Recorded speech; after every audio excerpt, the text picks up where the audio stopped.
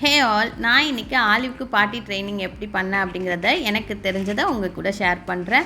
Olive வரத்துக்கு 2 டேஸ்க்கு முன்னாடியே நான் வந்து டாக் ட்ரைனிங் பீபேட்னு டிஸ்போசபிள் பீபேடு வாங்கி வச்சுக்கிட்டேன். இதில் பார்த்தீங்கன்னா நல்ல வேளை நான் ஃபஸ்ட் டைம் வாங்கினதில் வந்து ஸ்டிக்கர் இருந்துச்சு. நான் வந்து செகண்ட் டைம் வந்து தெரியாமல் இது மாதிரி பீபேடுன்னு சொல்லிட்டு போட்டு விட்டேன். கடைசியில் பார்த்தா அதில் ஸ்டிக்கர் இல்லை. ஆனால் அது வந்து நல்லா தாங்குச்சு, பட் ஸ்டிக்கர் இல்லை. ஆலிவ் என்ன பண்ணால் அதை பிடிச்சி தரன்னு இழுத்துட்டு போக ஆரம்பிச்சிட்டான். அதுக்கப்புறம் நான் ரொம்ப கேர்ஃபுல்லாக ஸ்டிக்கர் இருக்கா, நல்லா அது நிறைய தாங்குதா அப்படின்னு சொல்லிட்டு பார்த்துட்டு தான் வாங்க ஆரம்பிச்சது. அதுக்கப்புறம் நான் செலக்டிவாக ஒரு 2-3 பிராண்ட்ஸ் மட்டும்தான் வாங்குவேன். ஒரு பிராண்ட் பார்த்திங்கன்னா வெளியிலலாம் லீக் ஆக ஆரம்பிச்சிச்சு. அதனால் அதையும் நான் செக் பண்ணிவிட்டு எது நல்லா இருக்கோ அதை பார்த்துக்கலாம். முதல்ல ஸ்டிக்கர் இருக்க தான் வாங்கிட்டோம்னா குட்டியாக இருக்கும்போது அவங்க தரன்னு இழுத்துட்டு போவாங்க. அதனால் இதை ஸ்டிக் பண்ணி வச்சிடலாம். எந்த பிளேஸில் நம்ம வேணுமோ அந்த இடத்துல ஸ்டிக் பண்ணி வச்சிட்டோன்னா அவன் வந்து இழுத்துட்டுலாம் போக மாட்டான்.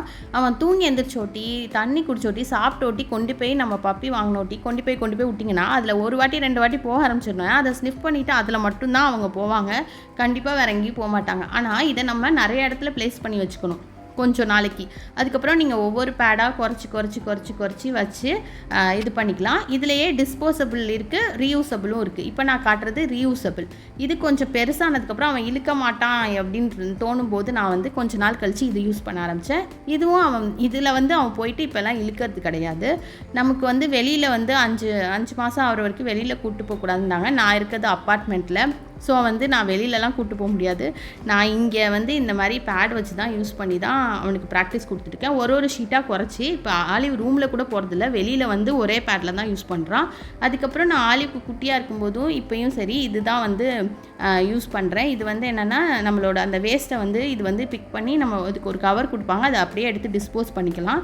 இதுவும் யூஸ்ஃபுல்லாக தான் இருக்கும். இல்லாட்டி நீங்கள் வந்து இப்படியே எடுத்து நீங்கள் இதில் போட்டுட்டு நீங்கள் ஃப்ளஷ் கூட பண்ணிக்கலாம். அதுவும் நீங்கள் யூஸ் பண்ணிக்கலாம். இது நீங்கள் எப்படி வேணாலும் யூஸ் பண்ணிக்கலாம். அதுக்கப்புறம் பார்த்திங்கன்னா இந்த பேடில் ஒரே ஒரு பிரச்சனை தாங்க. என்னென்னா ஃபேன் போட்டால் இது என்ன ஆகுனா பறக்க ஆரம்பிச்சிடும். ஸோ அவன் வந்து கீழே போகிறதுக்கு வாய்ப்பு இருக்கு இல்லையா, அது பாட்டுக்கு பறக்க ஆரம்பிச்சிச்சு. எனக்கு என்னடா பண்ணுறதுன்னு புரியவே இல்லை. அதுக்கப்புறமே நான் யோசித்து இந்த இடத்துல ஃபோல்ட் பண்ணி விட்டேன். இந்த இடத்துல ஃபோல்ட் பண்ணும்போது ஃபேன் காற்றுல அதுக்கப்புறம் பறக்கலாம். அவன் பாட்டுக்கு குவைட்டாக வந்துடுவான். நம்ம 2-3 டைம்ஸ் ப்ராக்டிஸ் கொடுத்துட்டோன்னு வச்சுக்கோங்க, அந்த இடத்துல மட்டும்தாங்க போவான். இதுலேயே நிறைய கலர்ஸ் இருக்குது. நான் மீடியம் வாங்கி 2ஆக கட் பண்ணி யூஸ் பண்ணிகிட்டு இருக்கேங்க. நீங்களும் ப்ராக்டிஸ் கொடுத்தீங்கன்னா உங்களோட பப்பியும் கரெக்டாக அதில் தான் போக ஆரம்பிப்பாங்க. கண்டிப்பாக உங்களுக்கு இது யூஸ்ஃபுல்லாக இருக்கும்னு நினைக்கிறேன். தேங்க்ஸ் ஃபார் வாட்சிங்.